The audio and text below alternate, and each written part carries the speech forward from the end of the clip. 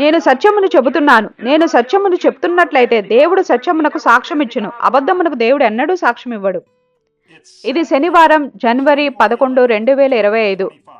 Branham tabernacle, Jeffersonville, Indiana నుండి పక్షిరాజులు కూడుకొనుచున్నవి లేఖ.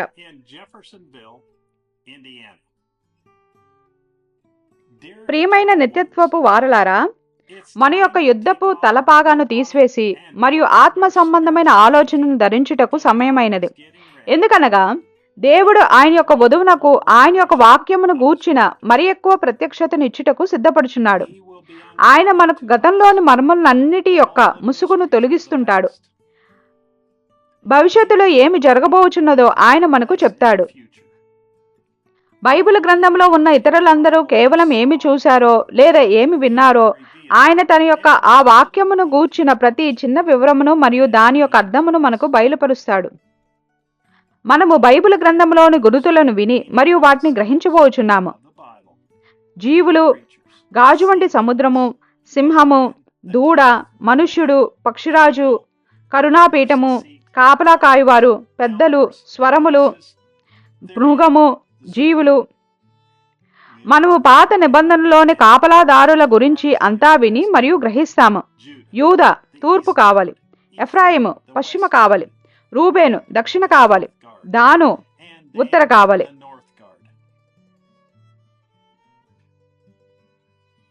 ఆ గోత్రములను దాటకుండా ఏదియు ఆ కరుణాపీఠం యొక్క చుట్టూ ప్రక్కలకు రానే రాదు. సింహము మనుష్యుని యొక్క తెలివి, ఎద్దు పనిభారము గలది, పక్షిరాజు దాని వేగము.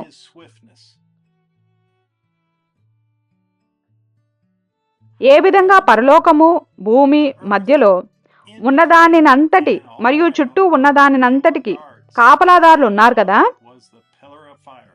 మరియు దాని మీద అగ్నిస్తంభం ఉన్నది. ఆ గోత్రములను దాటకుండా ఏదీనూ ఆ కరుణాపీఠమును తాకలేదు. ఇప్పుడు క్రొత్త నిబంధనలో కాపలాదారులు ఉన్నారు. మత్తయి, మార్కు, లూకా, యోహాను నేరుగా ముందుకు వెళ్ళుచున్నారు. తూర్పు ద్వారము సింహము చేత కాయబడుచున్నది, ఉత్తర ద్వారము ఎగురుచున్న పక్షరాజు చేత కాయబడుచున్నది. యోహాను సువార్తికుడు. పిదప ఈ వైపున ఉన్న వైద్యుడు లూకా, మనుష్యుడు. 4 సువార్తలు సరిగ్గా అవి చెప్పిన దాన్ని నిర్ధారించుటకు ప్రతి లేఖనమును కలిగి ఉండి పెంతెకోస్తు ఆశీర్వాదమును కాయుచున్నవి.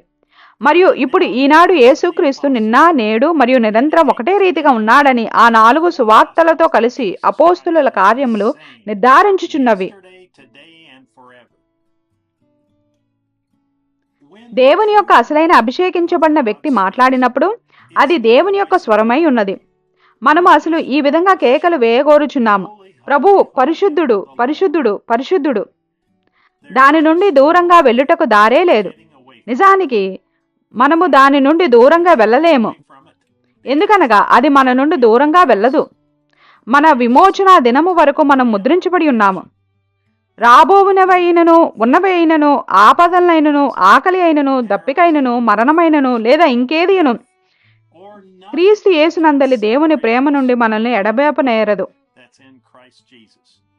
మన దినమునకైన ఈ వెలుగును చూడటానికి, ఈ స్వరమును స్వీకరించడానికి, ఈ వర్తమానం నమ్మడానికి, పరిశుద్ధాత్మను పొందుకొని మరియు దానిలో నడవడానికి జగత్తు పునాది వేయబడక ముందే మన పేర్లు గొర్రెపిల్ల జీవ గ్రంథంలో పెట్టబడ్డాయి.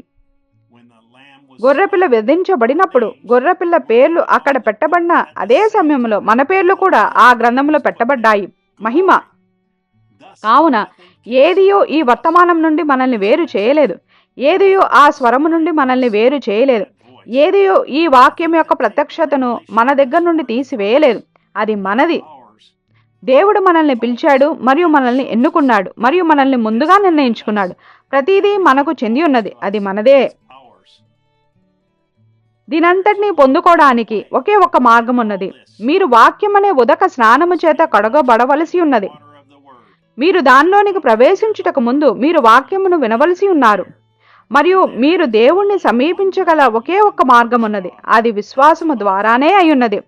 మరియు వినుట వలన అనగా అతి పరిశుద్ధ స్థలములో నుండి ఈ కాలం యొక్క వర్తమానికుడులోనికి ప్రతిబింబించబడుచున్న దేవుని వాక్యమును వినుట వలన విశ్వాసము కలుగుతుంది. కావున ఇక్కడ సంఘకాలపు దూత ఇక్కడున్న ఈయన ఎవరన్న దానిని ఆ నీటిలోనికి ప్రతిబింబిస్తున్నాడు. ఆయన యొక్క కనికరమును, ఆయన యొక్క మాటలను, ఆయన యొక్క తీర్పును, ఆయన యొక్క నామమును ప్రతిబింబిస్తున్నాడు. అదంతయు ఇక్కడ ప్రతిబింబించబడినది. మరి దానిని నమ్ముట చేత మీరు వేరు చేయబడతారు. మీకు అది అర్థమైనదా? టేపులను వినడం ఆపకండి. కేవలం వాటితో నిలిచి ఉండండి. వాక్యముతో దానిని పరిశోధించి మరియు అది సరియో కాదో చూడండి. అది ఈ దినమునకే దేవుడు ఏర్పాటు చేసిన మార్గమై ఉన్నది. ఈ చలికాలము ప్రపంచవ్యాప్తంగా మేము కూడుకొని మరియు దేవుని స్వరం ముందెన్నడూ లేని విధంగా ఆయన యొక్క వధువునకు ఆయన యొక్క వాక్యమును బయలుపరచుటను వింటుండగా వచ్చి మాతో చేరండి. ప్లేను నొక్కి మరియు ఆయన స్వరం వినుట కంటే మరి గొప్ప అభిషేకం లేనే లేదు. నా హృదయ లోతుల నుండి నేను దీన్ని చెప్పగలను. మీలో ప్రతి ఒక్కరితో కలిసి నేను వారిలో ఒకడినని చెప్పగలుగుచున్నందుకు నేనెంతగానో సంతోషిస్తున్నాను. సహోదరుడు జోసెఫ్ బ్రెన్హామ్. వర్తమానము 61-01-08. ప్రకటన గ్రంథము 4వ అధ్యాయము భాగము 3. సమయము 12 గంటలకు జెఫర్సన్విల్ కాలమానం మధ్యాహ్నం. మరలా కలిసేంత వరకు దేవుడు మిమ్మల్ని దీవించునుగాక మరియు షలోం. బ్రెన్హామ్ టాబర్నికల్ నుండి నోటిఫికేషన్ల కొరకు